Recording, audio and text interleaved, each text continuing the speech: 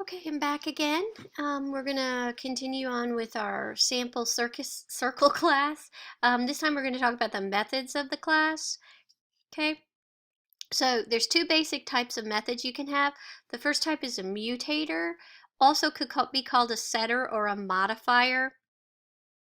Um, they change the actual value of the instance variable. That's why they're called mutators, because they mutate the value, I guess, and change it to something else. And don't forget, you need to have the void, the keyword void in the method declaration, okay? So the second type is an accessor or a getter, and it just computes something or a value and returns it, or just gets a value and returns it. And you need to remember that you need to have the data type that matches what's being returned in the method declaration. Okay, so for example, this is still in the class. This is after the instance variables and the constructors. You start with the methods. So the first method I have is public double get radius. And it's not supposed to have that first left-hand parentheses. It's only supposed to have left and right. I'm sorry about that. Anyway, this is an accessor method that returns the radius. So it has to have, the return means it has to have a data type of what it's returning. And it's returning the radius. The radius is type double, so we have to say public double. And then the name of the method is called get radius. And I named it get because it's a getter, and trying to stay standard on that. And it has no parameters, because to get something we just need to go to the object and print and return it. So the only statement in it is return radius, because radius is attached to the object. It is part of the object, so it returns the instance variable radius, whatever it was. Okay, the second method I have is a mutator method that changes the value of radius for the object. So it is a void, because it's a mutator and it's going to change the value of radius inside the object. So you have to say public again, the method is public, void, because I'm not returning anything. And the name of the method is set radius. And this time I did pass, it does have a parameter, a formal parameter called rad, and it's of type double. And that would come from the method call. It would be an argument passed into this, and we'll show you how to do that later. But this means that the instance variable now radius is now equal to rad. It sets whatever you pass through in rad, the value of radius is. Okay? And then the third one is another accessor method that just returns the area. So it's public double, because the area would be type double. And the name of it is get area. It passes no parameters, because all I'm doing is calculating the area from the instance variable radius. So I have the word return, and then I just use 3.14 for pi, because pi r squared, radius times radius. Oh, that's supposed to be a semicolon there, not a colon. And then that ends the third method that I have, and then I ended the class. Okay, so those are the three methods. Now, here's the big deal for AP. Make sure you use void for mutator methods and return type for accessors. You're going to lose a point. Remember, in that little sheet I handed out, you lose a point if you include a return and a void in the method header. Okay, so just be careful. Don't use the word void if you're returning something. Use the data type. Okay? All right. Now, it's important to remember that methods should only have one goal. Don't put three things into a method. First of all, remember, once you return, you're done, right? Once the word return is in it, it can't go any further. So, you know, most methods, or methods should, all of them, only have one goal. And so name the method something that makes sense for what it does, like set radius, get area, get radius. They're just the one small purpose. Doesn't matter if the method is tiny, okay? We're not worried about the size of the methods. We're worried about learning how to program correctly. Okay, moving on. Let's do the tester class. Okay, also could be called a runner, like run the class to see. So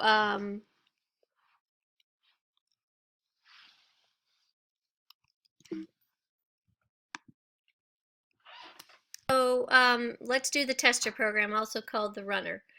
All right, so the circle class that we just built can't do anything by itself. To be useful, you have to create objects outside the class. Okay, each object that is created is called an instance. I've already said that before. And the act of constructing is called instantiating, I guess, an object. And not supposed to be an object, it's supposed to be an object. Instantiating?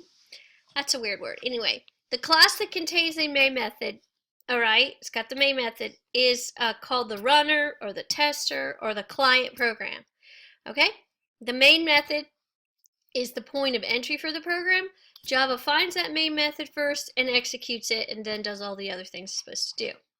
Okay, so here we have public class circle runner.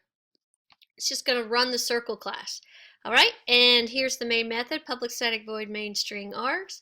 And here we go. These are the first three things. I created three circle objects. The first one is called my circle, and it passes an argument of 10 to the constructor. So it would be the second constructor, not the default one. And here's one, circle his circle. A new circle with no argument, meaning it would take that first constructor, the default one that sets the radius to 0, and the same thing for her circle. Okay? So that's how you create a new one. You call the class, and then you name it. And we have one named my circle, his circle, and her circle. You use the word new, and then you use the class and you pass any parameters. Okay, so the first thing I do is system out println my circle dot get area. Okay, so this uses a dot operator. So you say the object name when you want to call the method. This is the first print line that's going to call a method. My circle is the object that I'm working with, and I want to get the area. So this is saying, hey, get me the area of my circle object.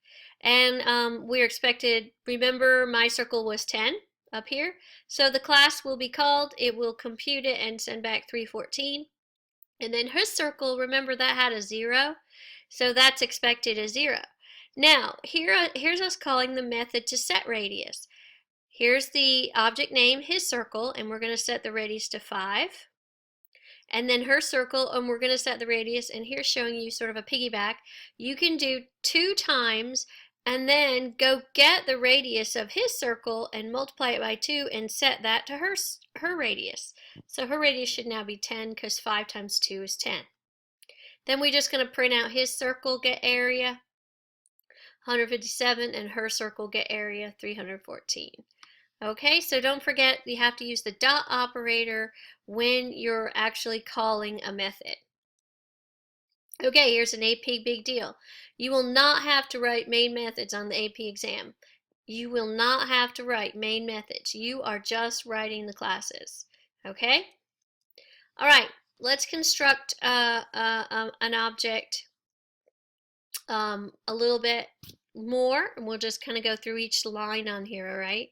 So the first word is the data type. It's a type class circle, okay? This is the object reference variable, the name of the object.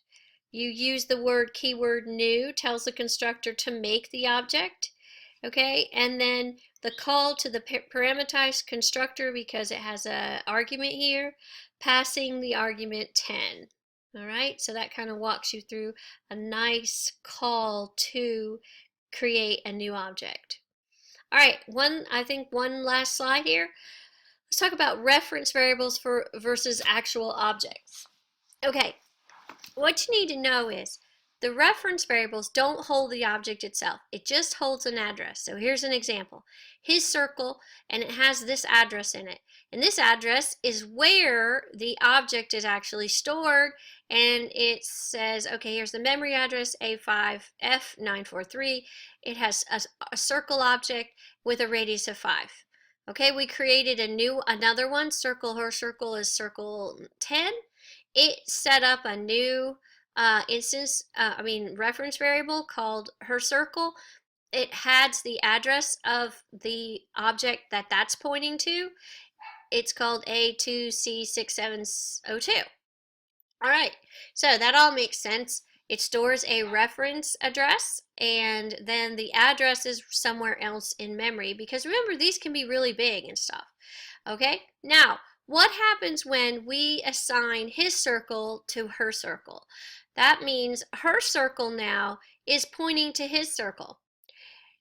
So we have two addresses, and actually this should be changed right here. Right here, this should not say AC2C6702. This should say A5F943. This changes. So it now points to this memory, and this one points to this memory, and this guy is now detached. Nothing points to this, and it is put into the garbage collector for Java, which is just another way of saying it deletes it when it's good and ready to delete it. Okay? All right, so that's the end of the lesson, and now I have a couple of questions for you to answer, and then you're going to build a dream vacation class for me for homework, okay? I'll see you Tuesday.